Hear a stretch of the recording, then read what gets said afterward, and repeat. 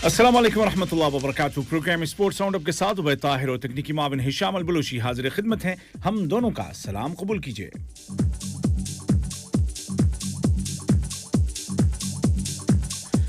खबरों का आगाज करेंगे इस खबर के साथ जो कि है सबसे बड़ी खबर। इसलिए सबसे बड़ी है क्योंकि ये है सबसे बड़े इवेंट के बारे में जो कि है 2022 का फुटबॉल वर्ल्ड कप, जिसकी मेजबानी करेगा कतर। और इस वर्ल्ड कप को हर एतबार से यादगार, शानदार और जानदार बनाने के लिए कोशिशें जारी हैं, तैयारियां जोरों शोर से हो रही हैं और कोई भी पहलू नजरअंदाज नहीं किया जा रहा है। और इसी हवाले से अब इस टूर्नामेंट की जो मुंतजिमा कमेटी है उसने वजारत बल्दियात व माहौलियात यानी कि म्यूनिसिपैलिटी एंड एनवायरनमेंट की जो मिनिस्ट्री है उसके ताउन से एक नया काम शुरू किया है। और वो ये काम है कि जितने भी यहाँ पे स्टेडियम हैं जो कि वर्ल्ड कप के लिए, जहाँ पे वर्ल्ड कप के मैचेस होंगे 2022 के, और जितने भी ऐसे मैदान हैं जहाँ पर के मुख्तलिफ टीमें आकर के प्रैक्टिस करेंगी, उन तमाम मैदानों के आसपास और वहाँ पर ऐसे स्टेशन लगा दिए गए हैं कि जो ये बताएंगे कि यहाँ की हवा में आलूदगी है, नहीं है, कितनी है, उसकी क्वालिटी क्या है,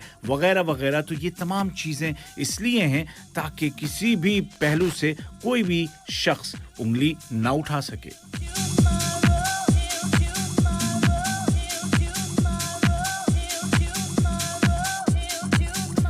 जाने माने खिलाड़ी, दुनिया के नामी गिरामी फुटबॉलर्स में से एक, बल्कि फुटबॉल की तारीख के एक नुमाया खिलाड़ी लियोनेल मेसी अब पहुंच चुके हैं पेरिस सेंट जर्मन में। और कतर की मिल्कियत ये क्लब और इस क्लब के हैं डायरेक्टर नासिर अल खलीफी। उन्होंने बाकायदा प्रेस कॉन्फ्रेंस में मेसी को साथ बिठा करके बाकायदा ऐलान किया। वैसे ऐलान तो आप पिछले 2-3 दिन से सुन ही रहे हैं, लेकिन नई बात यह है कि पेरिस सेंट जर्मन में अब मेसी खेलेंगे तो उनकी जर्सी का नंबर 10 नहीं होगा बल्कि 30 होगा। जी हां, खेला करते थे बार्सिलोना में 10 नंबर के साथ 10 नंबर, लेकिन अब होगा 30 नंबर और 30 नंबर की जर्सी होगी मेसी की। और नेमार के साथ स्ट्राइक करेंगे जबरदस्त और निशाना बनाएंगे अपने साबिक टीम बार्सिलोना और रियल मैड्रिड को, ताकि देखने वालों को भी याद रहे कि मेसी कभी यहाँ खेलता था। मेसी ने खुद भी कहा कि कैम्प नो में जब मैं दोबारा खेलने जाऊंगा अपनी पुरानी टीम के खिलाफ तो एक अजीब सा शऊर होगा, एक अजीब सा एहसास होगा, यकीनन होगा। जहां आपने 21 साल गुजारे हों वहां से निकलना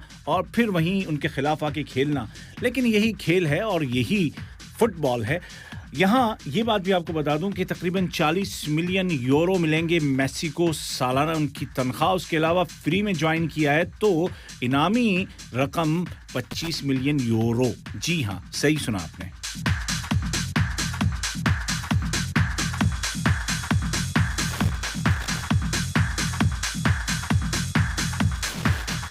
तो लियोनेल मेसी 2 साल के लिए कम से कम मौजूद हैं पीएसजी में, और उसमें ये भी ऑप्शन मौजूद है कि मजीद 1 साल के लिए उस कॉन्ट्रैक्ट को रिन्यू किया जा सकेगा। और एक ज़माना था कि जब मेसी और सुआरेज और नेमार ये तीनों खेला करते थे बार्सिलोना के लिए, और इनको इंतहाई ज़बरदस्त किस्म का अटैक, बल्कि दुनिया का मजबूत तरीन अटैक समझा जाता था और वाक़ईतन था भी। और इनको शॉर्ट फॉर्म में MSN कहा जाता था, यानी कि मेसी, सुआरेज और नेमार। लेकिन ये जोड़ी फिर आहिस्ता आहिस्ता टूटती चली गई और अब इनमें से कोई एक भी बार्सिलोना में बाकी नहीं बचा है। 2015 में शानदार रिजल्ट आया था इन तीनों के कदमों से निकल के, इन तीनों के पाँव ने कमाल दिखाया था और उस साल तीनों बड़े कप जीते थे बार्शा ने। और उसके बाद फिर ये आगे बढ़ते चले गए। और जब मैं कहता हूँ कि 3 कप तो उससे मुराद होती है कि वहाँ का स्पेनिश किंग के नाम से मौसूम कप, उसके अलावा स्पेनिश लीग, ला लीगा और फिर चैंपियंस लीग। लेकिन फिर अगले साल भी ऐसा ही कुछ हुआ। उस साल चैंपियंस लीग तो नहीं जीते, लेकिन बाकी दोनों उनके नाम रहे और कई दर्जन गोल किए इन तीनों ने मिल करके हर साल। फिर पहले नेमार निकले, फिर नेमार जब पीएसजी में चले गए उसके बाद फिर सुआरेज को निकाल दिया गया और फिर आखिर मेसी ने भी बार्सिलोना छोड़ दिया। अब इन 3 में से 2 तो पहुंच गए हैं पीएसजी में, और कौन जाने कि तीसरा कोई और भी बड़ा नाम जुड़ जाए पीएसजी के साथ, और ये बड़ा नाम कोई भी हो सकता है।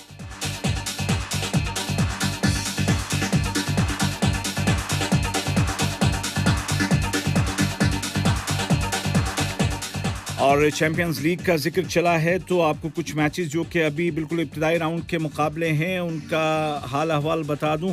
चेक रिपब्लिक का फुटबॉल क्लब स्लाविया प्राग जीत गया है हंगरी के क्लब फ्रेंकफुरोजी के खिलाफ मैच अपना 1-0 से। इसी तरह मोल्दोवा का त्रेसबोल ने अपना मैच जीता है सर्बिया के सर्विना ज़ेविज़दा नामी फुटबॉल क्लब के खिलाफ अपना मैच। यूक्रेन के शाख्तार दोनेत्स्क ने अपना मुकाबला जीता है बेल्जियम के केआरसी जेनिक के खिलाफ 1 के मुकाबले 2 गोल से। और फ्रांस के मोनाको ने हराया है चेक रिपब्लिक के स्पर्ट प्राग को 1 के मुकाबले 3 गोल से। जबकि एक और मैच में स्विट्जरलैंड के यंग बॉयज ने हराया है रोमानिया के क्लॉज को 1 के मुकाबले 3 गोल से।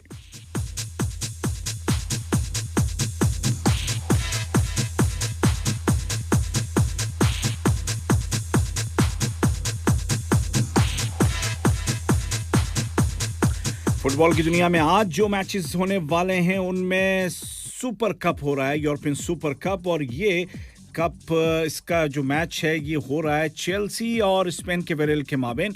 कतर के मकामी वक्त के मुताबिक रात 10 बजे शुरू होगा ये मुकाबला और बीएन स्पोर्ट्स पर आप इसको देख सकते हैं। शौक रखते हैं तो ज़रूर देखिएगा।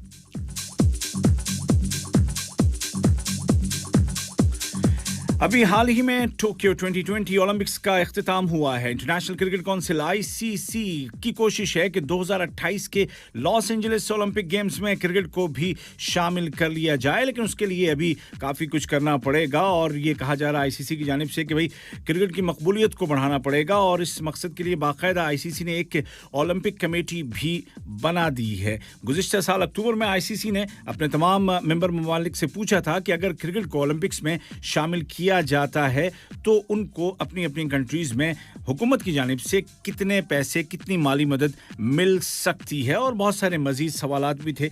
अब देखना ये है कि क्या होगा, क्या क्रिकेट को 2028 में आप देख सकेंगे ओलंपिक्स में। सवाल तो है, जवाब आते आते टाइम लगेगा।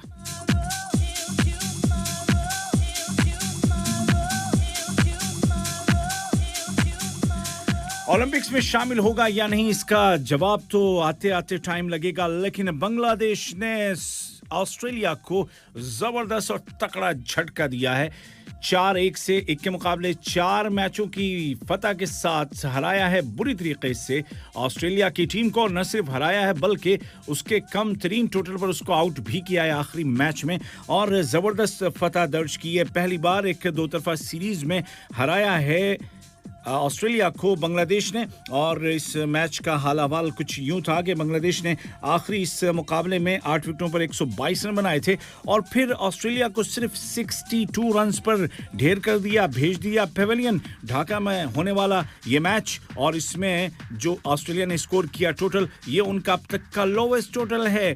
उनके मेंस टी20 इंटरनेशनल में अब तक का सबसे कम। इससे पहले साउथहैम्पटन में 2005 में इंग्लैंड ने आउट किया था ऑस्ट्रेलिया को 79 में, लेकिन कहां 79, अब तो 62 को याद रखा जाएगा जो कि सहरा जाता है शाकिब उल हसन और उनके साथियों के नाम। और शाकिब ने एक और झंडा गाड़ा है इस मैच के दौरान और वो ये था कि उन्होंने इस मैच के दौरान अपनी 100वीं टी20 इंटरनेशनल विकेट मुकम्मल की है। और वो एक और खिलाड़ी के बाद, और वो खिलाड़ी हैं लासिथ मलिंगा, यानी कि दुनिया में सिर्फ ये 2 ऐसे खिलाड़ी हैं जिन्होंने टी20 इंटरनेशनल में विकेटों की सेंचुरी लगा दी है। और शाकिब ने इस कामयाबी के साथ अपने पोजीशन को मजीद मजबूत किया है और अब वो दुनिया में बेहतरीन ऑलराउंडर्स की फहरिस्त में नंबर 1 पर फिर से आ गए हैं टी20s में और ओडीआईज दोनों में। जी हाँ, शाकिब उल हसन टी20 में भी नंबर 1 पर आ गए हैं ऑलराउंडर के तौर पर। मोहम्मद नबी दूसरे नंबर पर हैं,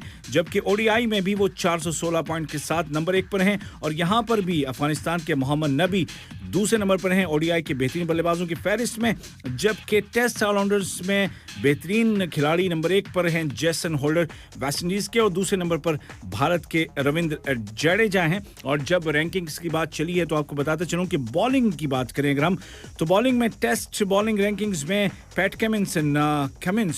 कमिंस ऑस्ट्रेलिया के नंबर 1 पर हैं 908 पॉइंट्स के साथ और रविचंद्र अश्विन दूसरे नंबर पर हैं। और इसी तरीके से ओडीआई बॉलिंग की बात करें तो न्यूजीलैंड के ट्रेंट बोल्ट सबसे आगे हैं 737 पॉइंट्स के साथ और ऑस्ट्रेलिया के जोश हैजलवुड दूसरे नंबर पर हैं। अफगानिस्तान के मुजीबुर रहमान तीसरे नंबर पर हैं और टी20 इंटरनेशनल बॉलिंग रैंकिंग की बात करें तो यहां साउथ अफ्रीका के तबरेज शम्सी हैं नंबर 1 पर 792 पॉइंट्स के साथ और श्रीलंका के डी सिल्वा दूसरे नंबर पर। अफगानिस्तान के राशिद खान तीसरे नंबर पर चले गए हैं, जबकि टेस्ट बल्लेबाजों में कैन विलियमसन 901 पॉइंट्स के साथ टेस्ट में नंबर 1 पर हैं। स्टीव स्मिथ दूसरे नंबर पर हैं और भारतीय कप्तान विराट कोहली 5वें नंबर पर चले गए हैं। ओडीआई बैटिंग रैंकिंग्स में पाकिस्तानी कप्तान बाबर आजम नंबर 1 पर हैं और दूसरे नंबर पर हैं विराट कोहली, जबकि टी20 इंटरनेशनल बैटिंग रैंकिंग्स में इंग्लैंड के डेविड मेलान हैं नंबर 1 पर 841 पॉइंट्स के साथ और पाकिस्तान के कप्तान बाबर आजम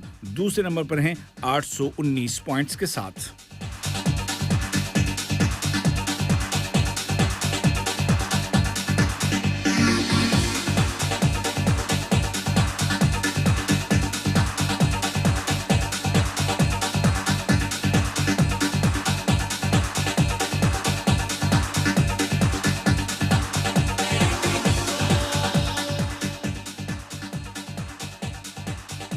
आज का हल्का भी खत्म होता है इसी के साथ स्पोर्ट्स राउंड अप का, लेकिन जाते जाते आपको बताता चलूं कि इंग्लैंड और भारत की क्रिकेट टीमों के दरमियान कल से लॉर्ड्स में दूसरा टेस्ट मैच शुरू हो रहा है और न्यूजीलैंड के साबिक कप्तान क्रिस कैरेंस को आपकी दुआओं की जरूरत है, सख्त बीमार चल रहे हैं। उबैद ताहिर और तकनीकी माविन हिशाम अल बलूची को इजाजत दीजिए, अपना ख्याल रखिएगा, फिट रहिए, हिट रहिए, अल्लाह हाफिज।